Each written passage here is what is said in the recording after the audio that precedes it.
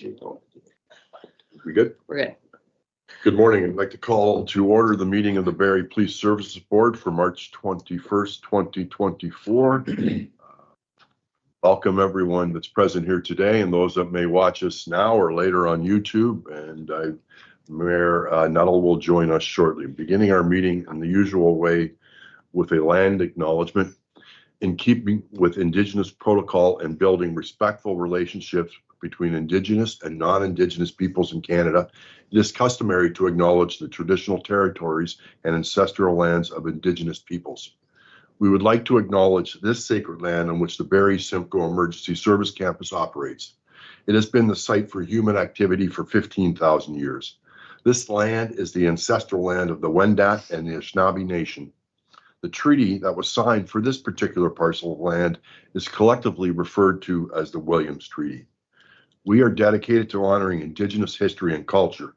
We also recognize the enduring presence of Indigenous peoples on this land and are committed to moving forward in the spirit of reconciliation and respect. Miigwech, thank you. The board received in advance the agenda for today, a motion to approve today's agenda.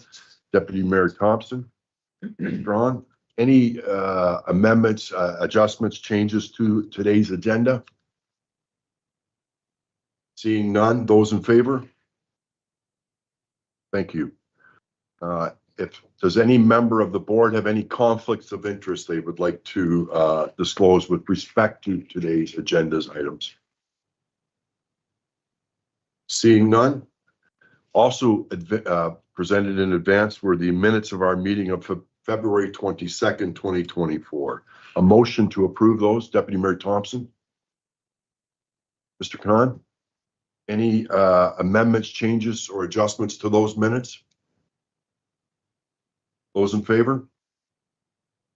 Thank you. Chief Johnston, I'll turn it over to you, please. About there's two annual reports that were submitted. Is there any discussion, or were they both for information purposes only at this stage? Thank you, Chair. No, both were for information purposes only. Okay. Does any member of the board have any questions with respect to the freedom of information and collection and identification information in certain circumstances reports that were submitted? There's one question. Ms. Strong, please. Thank you. On the collection of identifying information in certain circumstances, I noted that there's the different age categories, one being 0 to 19. I think that's the age. Anyways, my question is there any differing circumstances or to this legislation as it relates to young offenders, like outside of just identifying their age? Is there any, I guess what I'm asking is, does every age group follow this same provision under the legislation as outlined, or would there be different circumstances if somebody's considered a minor? So this was broken down in these age groups were broken down simply for the, and you'll see by the actual age group differences, the same between each. They're portioned just so you can to better translate the data. But as a young offender, no, it would be captured in the 0 to 19.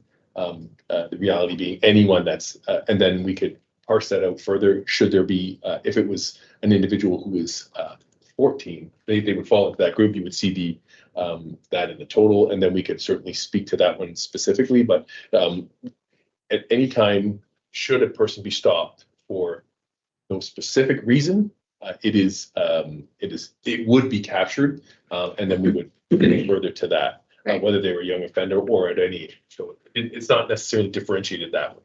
Okay, thanks. That was just my only question. If the regulation had any differences for youth.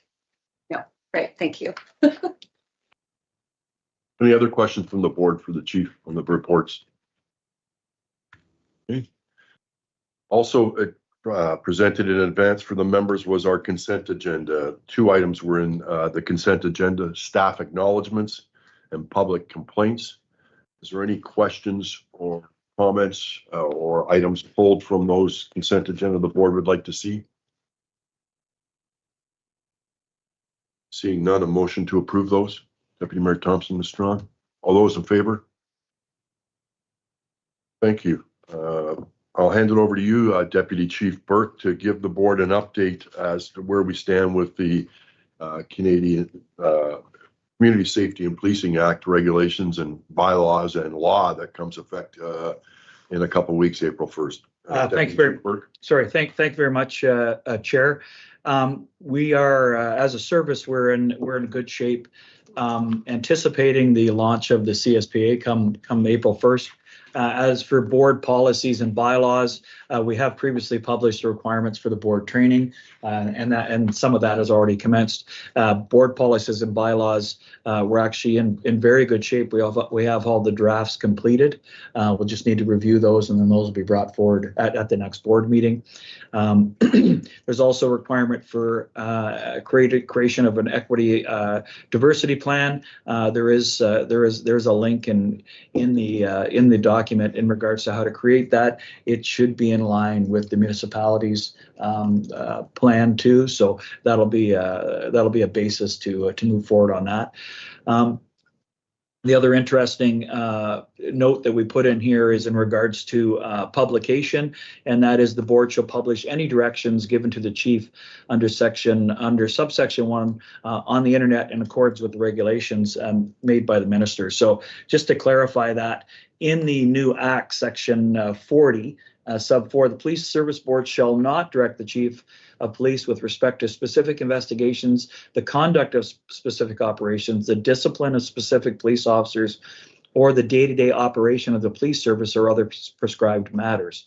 Subsection 4.1, subsection 4, this does not prevent a police service board from issuing directions that may affect operations. So if a issue in the community comes to the board's notified of it, the board certainly can inquire with the chief, and that would be recorded in the minutes as to how the service would be addressing this.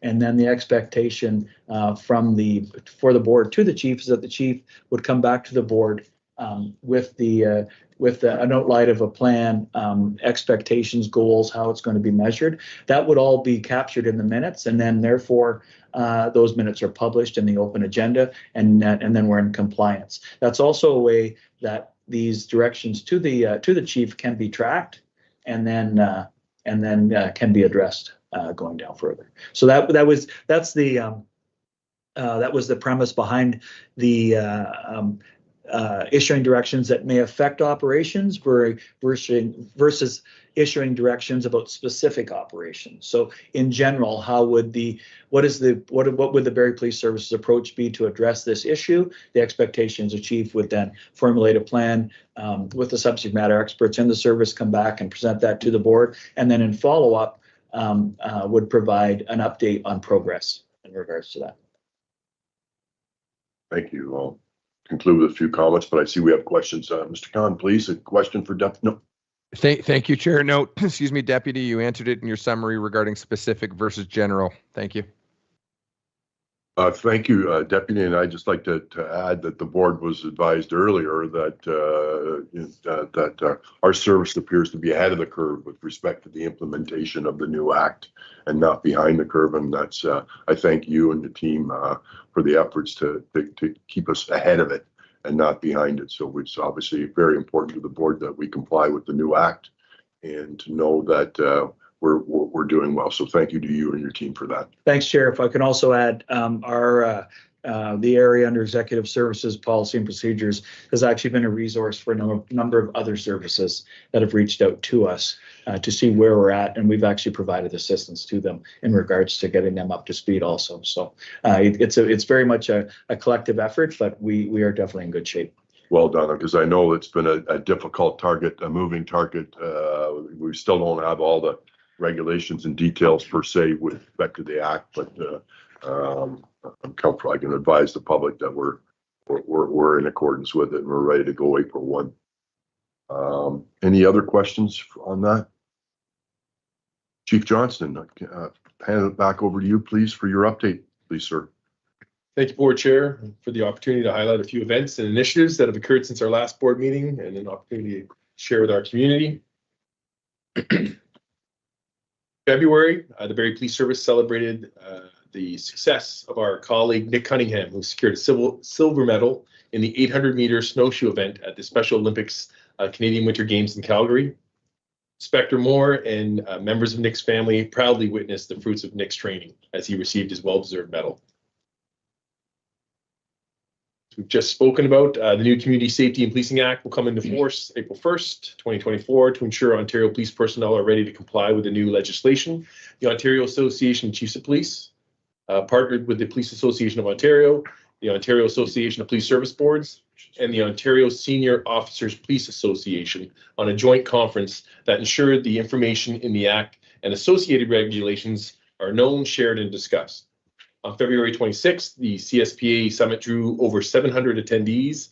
The summit covered topics such as significant changes in policing frameworks under the incoming Act, the roles and responsibilities of the boards and chiefs, the scope of duties for special constables, and what is required for adequate and effective policing and provision of police services.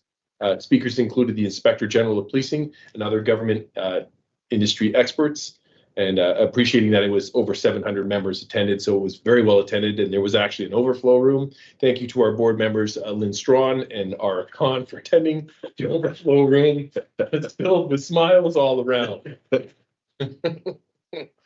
Excuse me. Deputy Burke and I officially welcomed our newest members to the Barrie Police Service.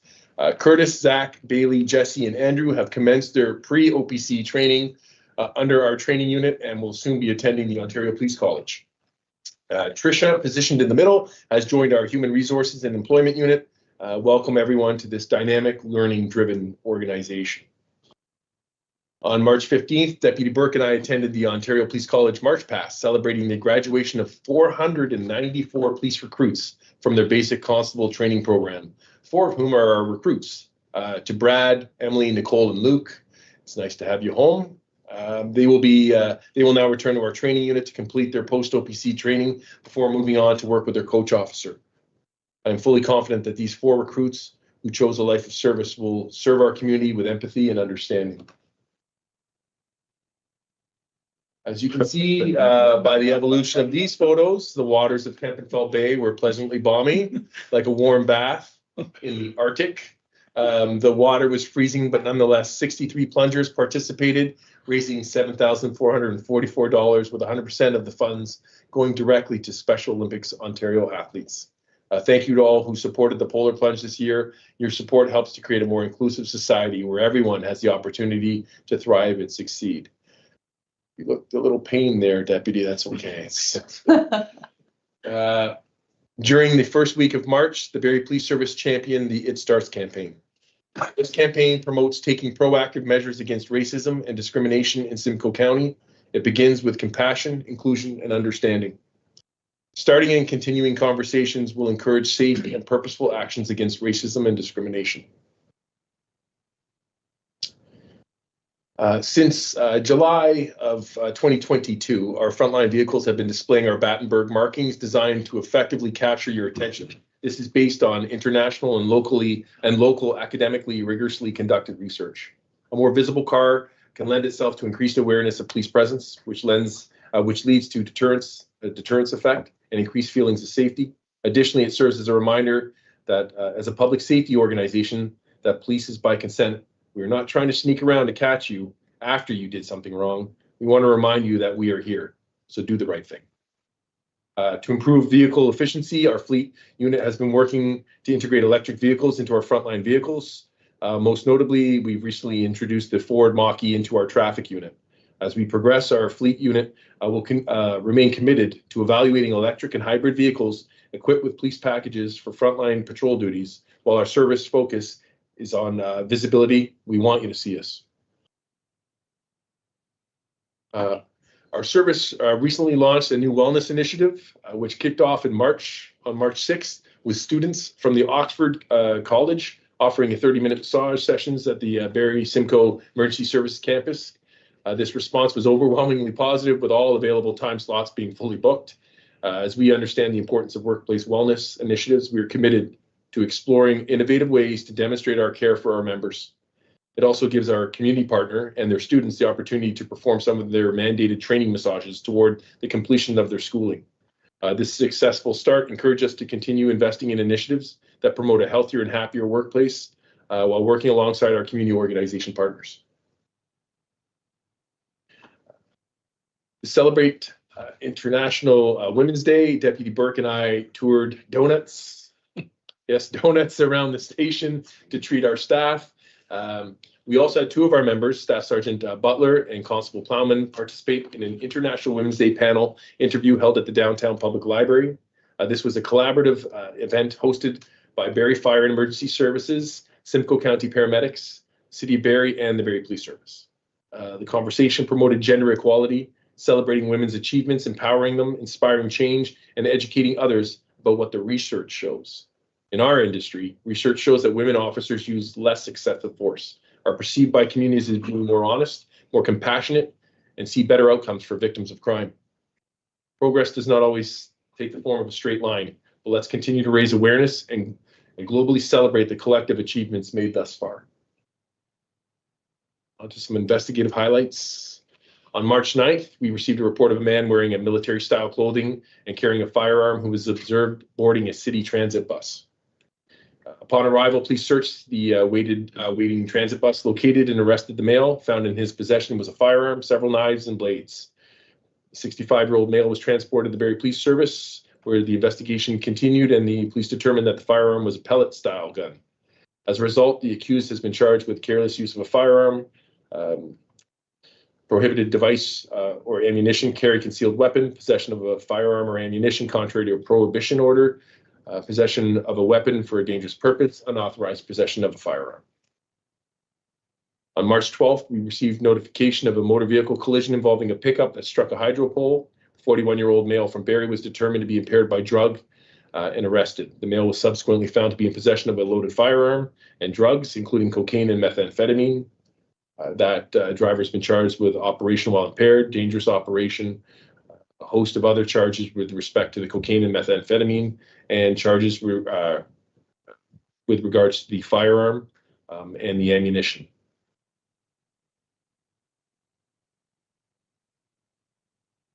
The Barrie Police Service Recruiting Unit will be hosting a Police and Security Career Expo that will bring recruiting teams from 18 different police services and public safety organizations together in one common space.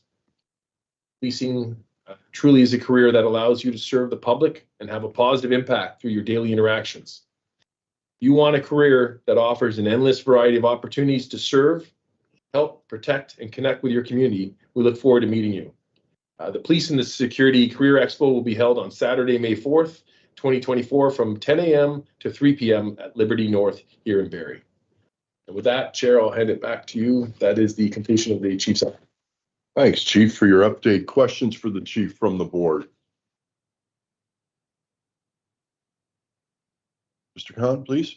Just wondering if the chief has any more damaging photo evidence that I need to be aware of for the future. It looked like a good time in the overflow room. We weren't aware it was that busy. Apologies, that was the photo I had. I must have been an error. Thanks kindly. No further questions. Fantastic.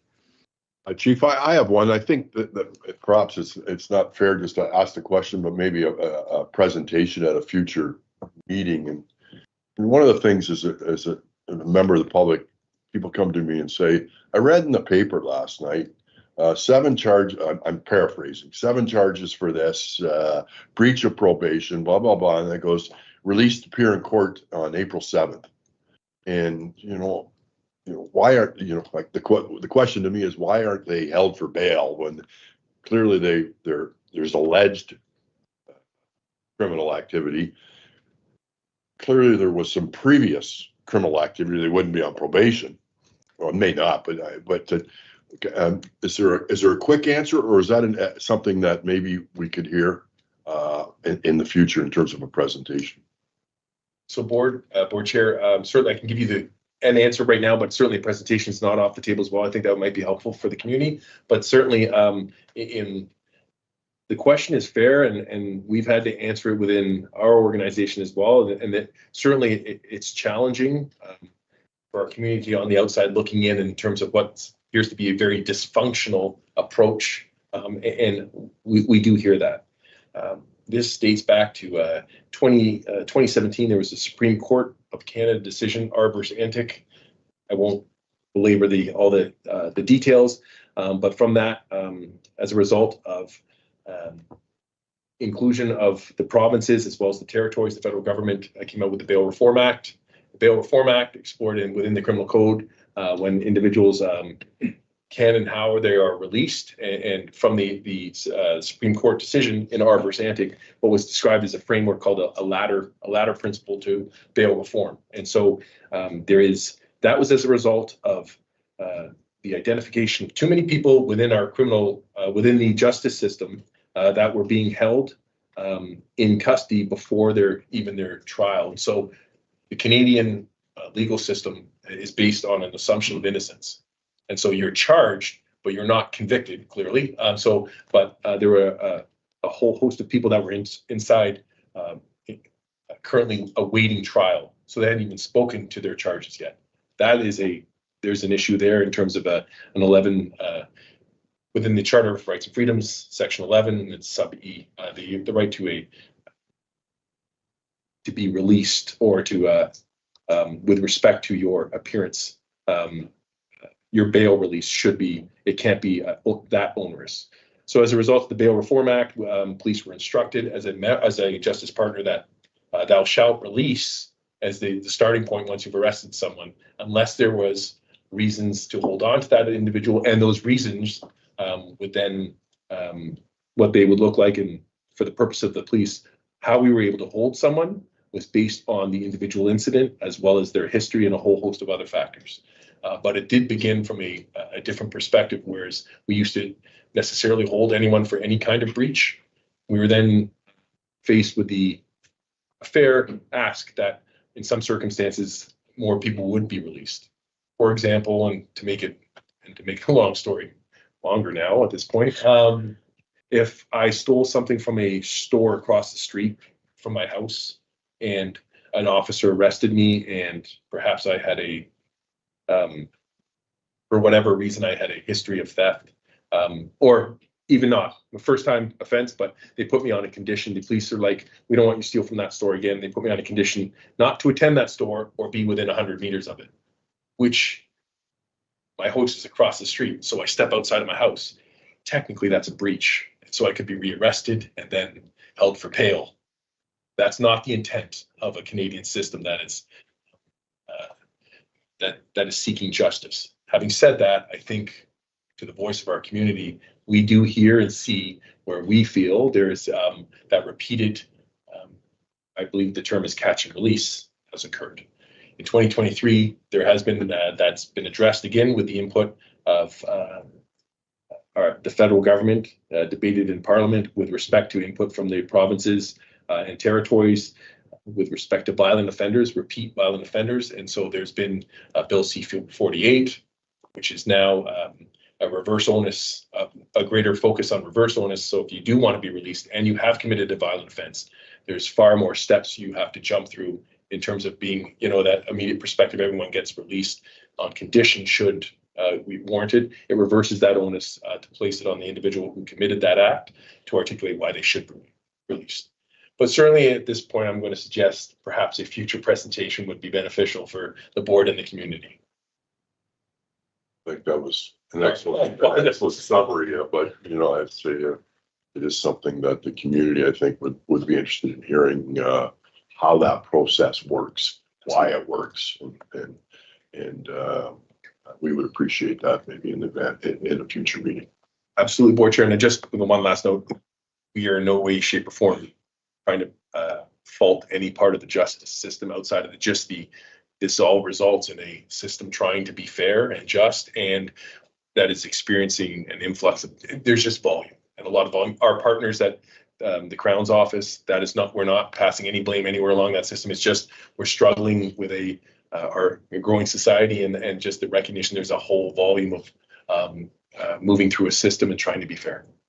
And that's not the intent, Chief. It's to communicate and educate so that people are aware of what the process looks like yeah, so no, I meant no intent either, so in the question, but we'd appreciate hearing from you in advance or future. Any other questions for the chief?